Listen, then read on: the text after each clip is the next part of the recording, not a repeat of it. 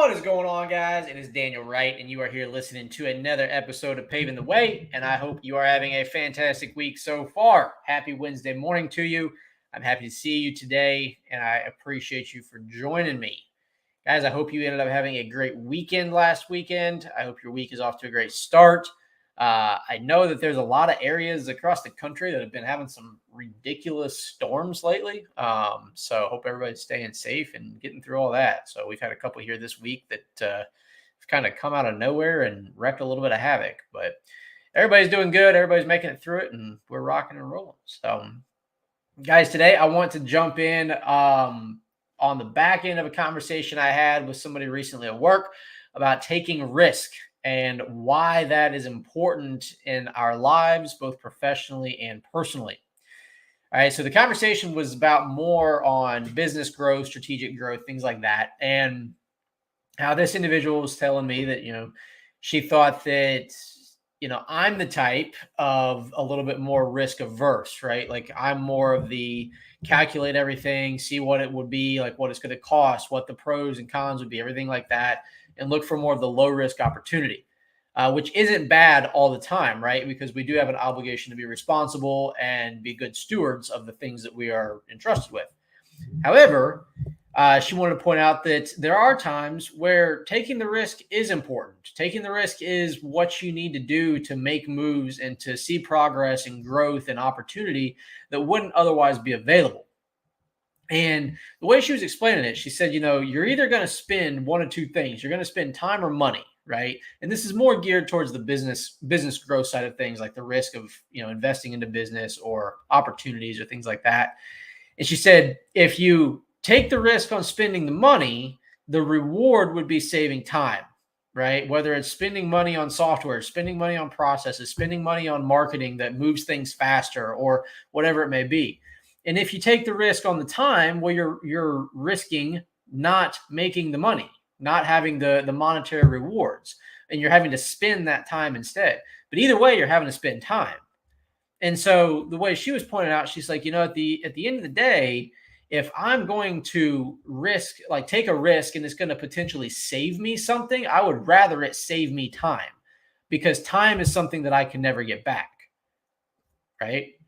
And it kind of got me thinking, because I've always been, historically, until recently with some things that we're doing, I've always been the one that takes the low and slow approach, right? The methodical approach. Take each step carefully and make sure that it's calculated to the best of our ability to mitigate risk as much as possible. And it's worked out for me. There's nothing wrong with where I'm at personally, professionally, anything like that. Like, we're rocking and rolling, we're making things happen. However, I can say that we would have gotten here a lot faster if I would have taken a little bit more risk, a little bit more of that, like, let's make a move, let's see what happens. And it's one of those things that you live and you learn. Like I said, there's some things that we're working on now that we're going to be moving at a speed faster than I ever have in my life, which it may still be considered somewhat slow to other people, but I'm running my own race, not everyone else's, right? So the conversation that her and I had recently, like I said, it just got me thinking about risk and taking that risk, and what does that mean, and what are the possible rewards and outcomes that could be because of it. And it got me thinking again about a book that I know I've referenced it before on this podcast. I know I refer it to anybody and everybody who is in business ownership, entrepreneurship, things like that, is The Highest Calling by Larry Janeski. And it's a book about a guy that's building his business. He's a contractor, a home improvement, remodel contractor. And he has like this, a mentor or whatever that's like teach him about things. Well, one of the scenes in the book is the mentor teaching the main character. He says, you need to do all these things. And the guy says, man, it's going to take a lot of time.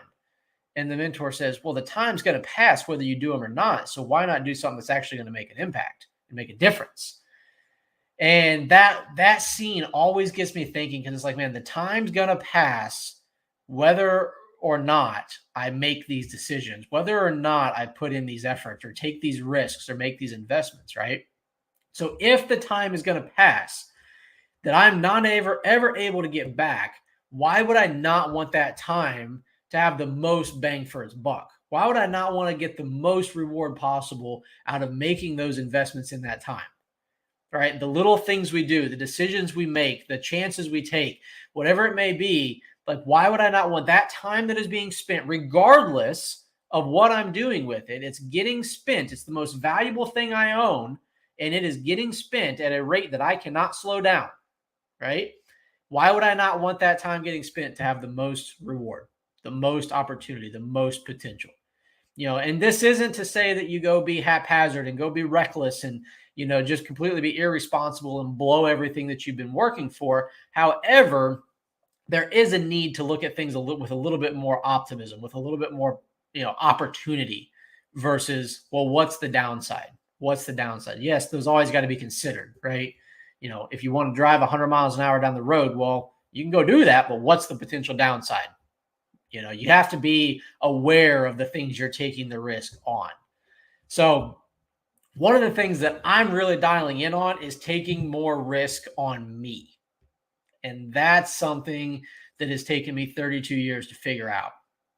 I've always kind of joked with people, and when they talk about like retirements and 401ks and Roth IRAs and all that stuff, which is apparently super important, right? Because you get like 7% year over year on your investments or something like that. And then I tell them, I said, well, how about you find me a business or an investment to go in on that's going to get me a 55% year over year average growth on that investment? And they say, well, that doesn't exist. I said, great. Then I'm going to keep investing in me. I'm going to keep investing in my company because that's what we're showing. That's what we're proving is year over year growth of 55%. And it's like, well, why am I not paying more attention to that? Why am I trying to keep taking this slow, methodical approach?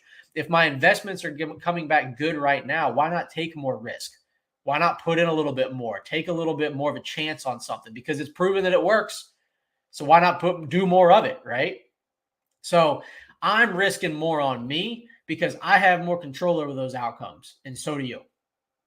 You are the only person on the face of this earth that you have complete and total control over what you do with your time, your knowledge, your talents, your experiences, your opportunities, whatever it may be. You are the only person that you can control on the face of this earth. So why not risk more on you? That's my question to you today. That is what I encourage you to think about. What is it that you're holding back on? What is it that you're going to end up looking back on and saying, man, what if I did that? What if I would have taken that chance? What if I would have made that investment? What if I would have, taken the shot and gone for it? I always tell folks at the end of my life, I'd rather have a life full of oh wells than a life full of what ifs. The oh wells is at least something that I tried. The what if is something that will always be sitting there and I'll never get the opportunity to try it again. So that's my challenge for you guys today on this Wednesday for this little hump day message for you is to take the risk. Take an inventory, take note of what it is that you're taking risks on right now, and you should probably do more of it as long as they're getting you a good return on that risk, right?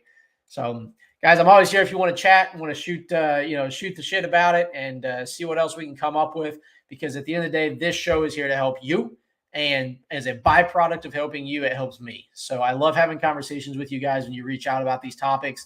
It brings me a lot of happiness and enjoyment. So I'm always here to chat for you if you'd like. But otherwise, hope you have a great rest of your Wednesday. We'll see you guys on